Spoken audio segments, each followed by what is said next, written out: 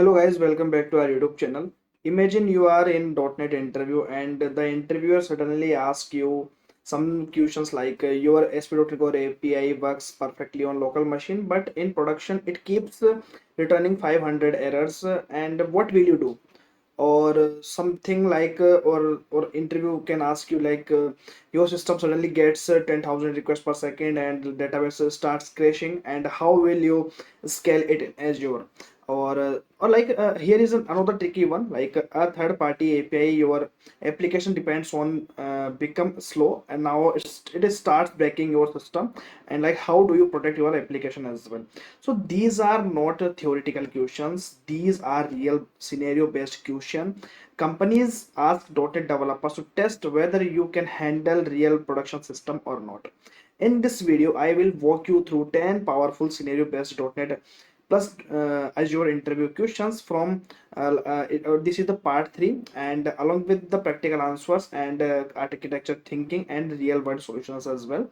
If you are preparing for backend developer interviews and .NET Cloud roles or senior ASP.NET positions, so this video can literally save you in .NET interview as well. So let's get started with the things as well. And this is the part 3 of the .NET and Azure interview series. Okay, and part 1 and part 2 is already there. Just go and check out the link in the description box of this video as well. Okay, so now let's discuss about the first question.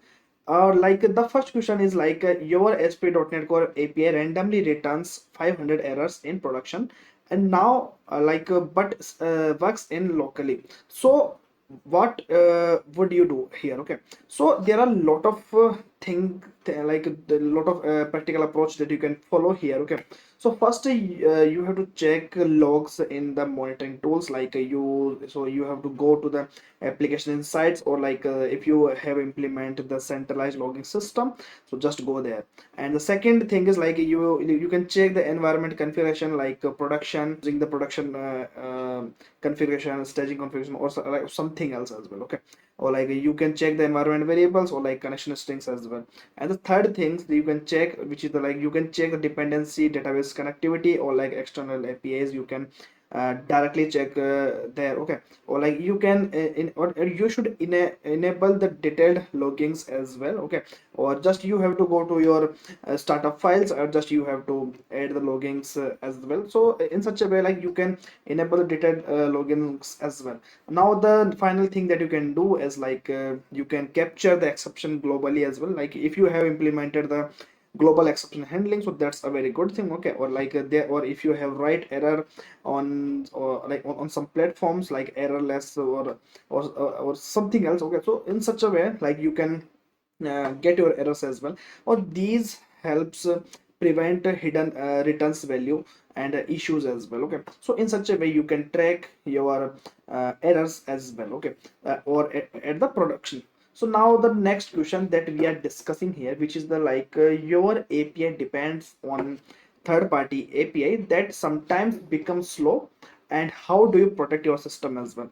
Guys, this is a tricky question. Okay, and in fact this happens most of the time with me as well. Okay, so let's see that what you can use here. So first you have to implement the resiliency pattern in your application. Okay, so I have created the video on the resiliency pattern, so just go there and check out the video on our YouTube channel as well. Okay, so you will understand like what is the purpose to use the resiliency pattern. Okay, because like it will give you the retry mechanism, or like circuit breaker mechanism as well. Okay, in fact you can give the timeout as well.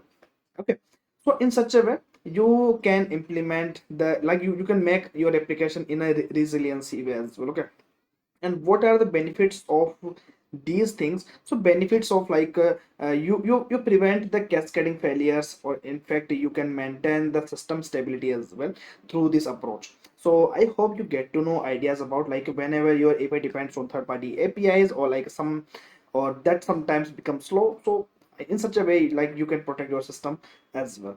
So now the third thing that you can see here, which is the your application has high database load during the peak traffic, and what would you do here?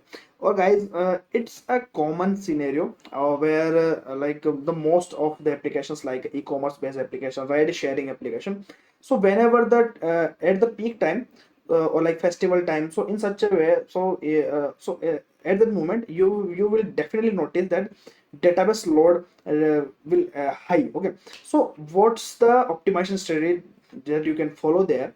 So first you can implement the Redis caching for the frequent queries. Guys, this is the mandatory step to implement the Redis caching for the frequent queries as well. Okay, now you can add the database indexes as well, like at somehow like if you need, if you feel that you should add the indexing, so just go with this. And now you can use the read replicas if you, if it support your system as well. Okay, or like if you have to optimize your query as well. Okay, so suppose you are working with the link queue, so just you so or just you are just reading the data, so in such a way you can you can add some as node tracking, you can projection your entities as well, like value columns as well. So in such a way like you can optimize your query. But if you are working with the SQL server, so just so there are a lot of techniques, so don't use so many times joins as well. Okay, so like so many joins will definitely reduce the performance of your application as well. Okay, or instead of it you can use the subquery pattern as well. Okay, so and you should add the rate limiting if you feels like you should add this thing, so that's a very good thing. But adding the rate limiting is not a good idea, but somehow you can give the answer in such a way. Now the next question, which is like your system needs to process background jobs and reliably even if the API crashes. So how would you design it?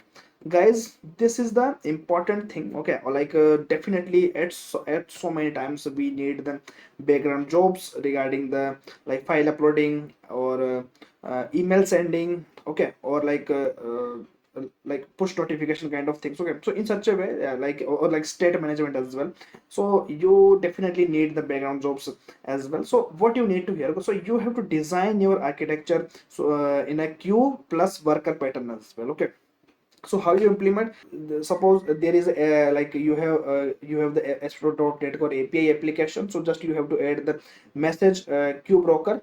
Okay, or thereafter you can use any background worker as well, or like thereafter you can connect the database and like external services as well. Okay, so or like there are like possible tools that you can use, which is the queue services, worker services, or like try and dead letter queues as well. Okay, so in such a way you can work with the background jobs as well. Okay, or definitely guys you should know these steps as well, or interview will definitely judge you on the basis of these things as well. Okay, so now the next question that we are going to discuss is like your API is being attacked with too many requests or like DDoS or abuse. So what production would you implement here? Okay, so there are a lot of production strategies that you can follow there.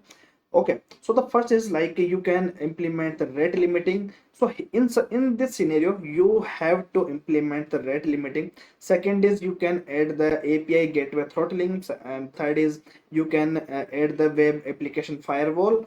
Okay, or it is provided by the Azure and AWS both as well. Okay, or even you can block the like you can add the IP whitelisting as well. Okay, so in such a way definitely guys IP whitelisting is also a good idea to implement this thing as well. Okay, so now the next thing which is like your application must send real time notifications to users.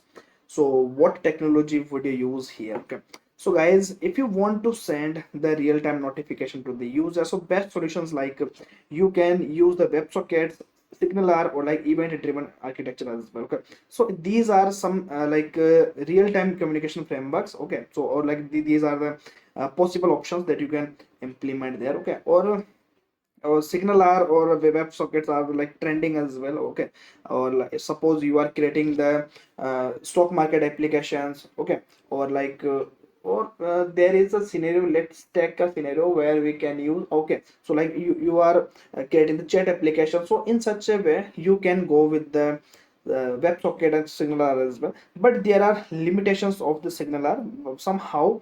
Suppose there is a internet is gone. Okay, so your all the history will be gone. Okay, so you have to prevent all the things as well. Okay, and you should know like what is the like what should you use at the moment as well. Okay, now the use cases of this thing, like as we have already discussed, which is the chat applications, live streaming application. Okay, or like notifications as well. So in such a way you can go with the real-time notifications to the users as well. Okay, now the next question is like your application stores sensitive user data. How do you secure it, guys? Whenever you create the application, so definitely security plays an important role. Okay, or like your like user data should be secure. So how you can do this? Okay, so first, so there are a lot of security strategies that you can follow, which is the like you can encrypt the data in the transit. Okay, like you can use the HTTPS, like you should use HTTPS, not CAN. Okay, or you can encrypt the data at rest, like database encryption, or like you can store the secrets securely, like you can use a secure secret management, or which is provided by the Azure as well, or it should be Azure Key Vault as well. Okay, or like you can add the authentication authorization as well. Okay, so in such a way like you can manage the things as well. Okay, or definitely like a security point of view, you should always aware about these approaches as well. Now, or in fact guys, there is a another thing that you can protect your API, which is in fact I love the most as well. Okay, so whenever I let's take an example. Suppose there is a payment API. Okay, or I want to secure my payment API as well. Okay, I don't want any kind of expose to the real world. Okay, so what I will do here, basically I will just use the secret key, like I will use the RSA algorithm. Okay, so in such a way like I can uh, encryption, decryption, signing. So in such, so I can do whatever I want to encrypt and like secure the API as well. Okay, so and most of the cases I use these things as well. Okay, so the now the next thing, which is that your system must return scheduled task every night at midnight. How would you implement it? Okay, guys, so there are lot of possible ways that you can use here, which is like you can use the background workers with the timer. Okay, so this is the first approach that you can use here, which, or like you can use the cron based scheduler or serverless scheduler trigger as well. Okay, or you in fact you can use the Azure functions as well. Okay, in such a way like you can use these things as well. Or what is why it is used for creating the reports, data cleanup, or batch processing as well. So in such a way you can you can schedule a task at any moment or for every time as well. Okay, now the next thing that we are discussing here, which is the your system needs file processing when users upload documents. So how would you design it, guys? They like first thing is that you should know like how much size of document you allow in your system. Okay, now the next thing, like how you can do this, you need the storage services. Okay, or like you can use any storage service. Okay, or Azure provides you the Azure blob storage. There you can like store your files as well. Or definitely guys, what you need to here, first you have to implement the storage services. Thereafter you have to add the event triggers. Okay, so or you have to create the processing services. Or thereafter whenever all the things have done, or you have to save the like image URL, file URL to your database as well. Okay, so guys, definitely you should, or what are the steps that you follow? Upload file, trigger processing events, or thereafter you will your worker process will like process your file. Thereafter you will see the save results as well. Okay, so this prevents API from blocking your threads as well. Now the next question that we are seeing here, which is the your system must support zero downtime deployments. So what strategies would you use? Okay, guys, whenever we think about the zero downtime, okay, so there are a lot of deployments strategy we always use, which is the like you can use the uh, blue green deployment. Okay, so what is the blue green deployment? Suppose at the production we have the version A, or you are creating new deployment which is the version B, so it will switch traffic after the testing. So this is the blue green deployment. Okay, or what are the benefits of the blue green deployment? Like it has a zero, like a no downtime, easy rollback, okay, or like safe production release as well. Okay, or the other strategies you can use the like rolling deployments or like canary deployments as well. Or I have created the video regarding all such deployments on our YouTube channel. Okay, or I will, or definitely and you should check out the video on our YouTube channel as well. Okay, so guys, okay, there is an important tip that I want to give you for an interview. Like when answering the scenario based questions, okay, the structure answers like problem analysis, thereafter you have to architecture solution, thereafter you have to give the tools and technologies that you will gonna to use, or what are the benefits to use these things as well. Okay, so for example, like you can answer like to handle high traffic I would introduce caching, auto scaling, and queue based background processing to reduce database load and improve the system resiliency as well. Okay, so this shows like senior engineering thinking. Okay, so I hope you love this video, you love these all these 10 scenario based questions for your interview as well. Okay, or definitely guys, I am waiting for your reply or comment on this video as well. Like you got a job, okay, or like you have successfully cracked the interview, and like you got these scenario based questions as well, or like you have cracked the interview as well. Okay, so if you love this video, if you love this content, so guys, I just want to request you, please subscribe to our YouTube channel and share this video to your friends, your colleagues on YouTube as well, and hit the like button. And thank you so much guys for watching this video till here, or till then, take care guys, bye bye, have a good day.